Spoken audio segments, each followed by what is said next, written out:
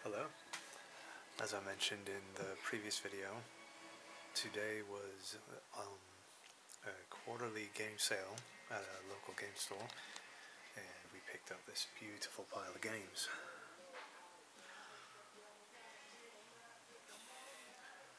And lucky us, they had some expansion packs for Superfight. I wasn't expecting to get any more Superfight until I go to Comic-Con in a few months, so this is quite nice. So what this will be is it will be a deck read-through of the Superfight 80's deck. I'm very excited for this.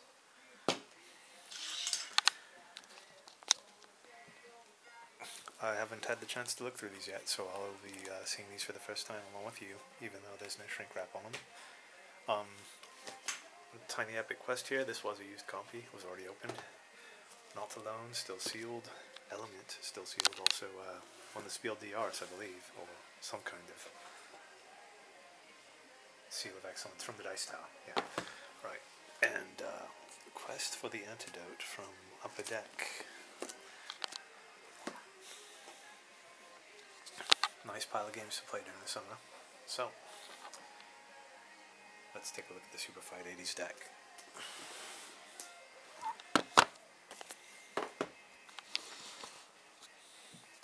Maybe we can go a little bit lower, yeah?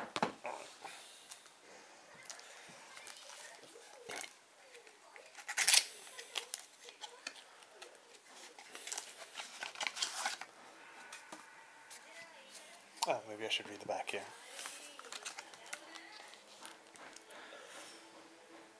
Gnarly cards, brah. I'm sorry, I can't do it. This deck's got a totally righteous set of 80's cards to remind you how bad things were back in the day. Go ahead and mix this deck with any of your other decks, or play it on its own. Now I'm thinking this would be cool with like the Sword and Sorcery deck, with the Adventure deck, maybe Dungeons and Dragons. You could almost do like or sci-fi, mix the three together. You could have maybe a Stranger Things theme, yeah? Wouldn't that be cool? Alright. So let's look at the white cards first, which are the heroes. Black are the abilities.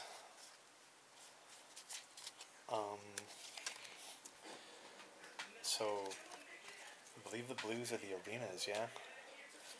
And purples are scenario, I think. So here we go with the heroes, or people first, whatever. What do we got? We got a pack of feral Cabbage Patch Kids. Now, if I remember correctly, it was the people trying to buy them that were more feral. Alf, kill me. Andre the Giant. Jessica Rabbit, I'm not bad, I'm just drawn that way. The Double Dragon Brothers, Billy and Tommy Lee? Jimmy Lee? Billy and Jimmy Lee? I forgot. Beetlejuice, it's showtime. Biff Tannen. Biff Tannen. That was the antagonist in Back to the Future, yeah? No guff, Biff. Bill and Ted. City boy born and raised in South Detroit. That's a song reference, I believe. Dark Helmet. And remember, evil will always triumph over good, because good is dumb. John McClane. Die Hard was an 80's movie? I didn't realize that. Dirk the Daring. Video game reference, nice. Doc Brown. Dolph Lundgren. Now, there's some internet stuff going around about Dolph Lundgren, that he's got like several different degrees in sciences or something like that. Ed McMahon, good for him if that's true. Sentient fanny pack worn by. That's cool. Ferris Bueller, nice. The Beastie Boys. Choose an Arnold Schwarzenegger character. Glowworm. Pick a Goonie. I don't know the Goonies by name except for Mouth and, what was it, Chunk? Hans Gruber. Howard the Duck. Hulk Hogan. Choose a Muppet. I'd choose Dr. Teeth. I know everybody would choose Animal. Jareth, the Goblin King. Kit. Does anybody know what the KITT stood for? LEVAR Burton. That would have been Reading Rainbow, right? I'm not sure if the Next Generation was 80's or not. Leave for now. Randy Macho Man Savage. Pick a Madonna. Mary Lou Retton, America's Sweetheart. Maverick, pre-Goose dying. Maverick, post-Goose dying. Okay, that's a bit, wow. Mr. T. I pity the fool. Miss Pac-Man. Pee Wee Herman. Punky Brewster. Michael Jordan. RoboCop. Serve the public trust. Protect the innocent. Uphold the law. Captain EO. Starscream. Nice. They worked in a Transformers reference. So now we need He-Man, yeah? Breakfast Club. Sting. And the Duck Hunt Dog. Cool. There's a few video game references in there. Nice.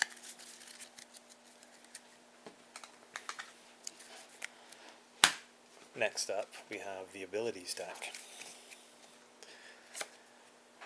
Commands a troop of zombie backup dancers. Oh, yeah, I know where that's coming from.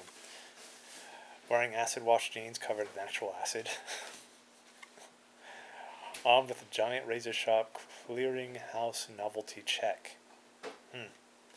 How would you hold that without cutting your fingers? Armed with a Texas Instruments calculator that can calculate opponents' weaknesses. Nice. Armed with an NES zapper that really zaps. Cool. Another video game reference. Backed by aerobics dancers who copy your every move. Wearing body armor made of Betamax tapes. It's pretty much all they're useful for nowadays, huh? Has pogo balls for feet. Can summon the actual devil by playing D&D. That's got to be a movie reference, but I'm not grabbing it.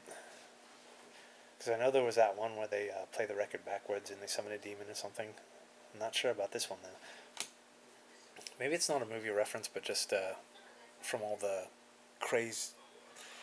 Well, I seem to remember people were worried about their kids, you know, and doing stupid stuff, saying that they went mad because they played D&D. Maybe that's what it's referencing. Carries a DeLorean door as a shield. That's cool. Summons giant falling Tetris pieces. That's really cool. I like that. Fueled by cocaine. Oh, that was big back then, huh? Drives a light cycle. That's really cool. Tron reference. Wearing parachute pants that function as real parachutes. Has a supersonic boombox. Has the Care Bear stare. Has the power of Grayskull. There we go. They did a He-Man reference. Nice. They need to do a Teddy Ruxpin one now, yeah? Protected by a T-800 Terminator. Thought they were going to be doing RoboCop from Ed 9000? Ed 2000? I forgot. Ed 209, that's it. Just completed the inspirational montage. Knows where the beef is and knows how to hurt you with it. Leading an army of gremlins. Has the skills of MacGyver. Projectile vomits Exxon Valdez oil. Armed with carnivorous hacky sacks. Wearing an armor-plated members-only jacket. Has a prehensile side ponytail with super strength. Can summon anything from a martial arts catalog. Riding a luck dragon. Falcor. Yeah, Falcor. Never-ending story reference. Can harness the smell of eternal stench. Yowza. Has the power of the Thing. So is this John Carpenter's The Thing or the Fantastic Four of The Thing? Oh, it's obviously got to be John Carpenter because that's when the movie came out, yeah?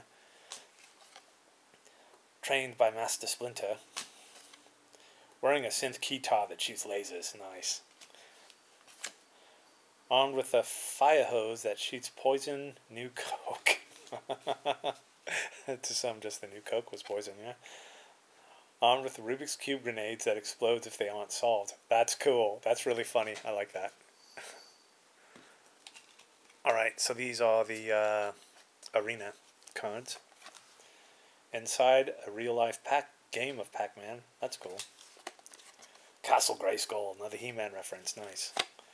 Fraggle Rock. The Midnight Train Going Anywhere.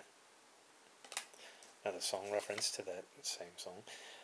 On the Challenger Space Shuttle. That's the one that exploded, yeah? Smurf Village. Ah, Smurf reference, cool. Bill and Ted's Time-Traveling Phone Booth. Now, do you think maybe they got that idea about the phone booth from the TARDIS? Standing on the Berlin Wall.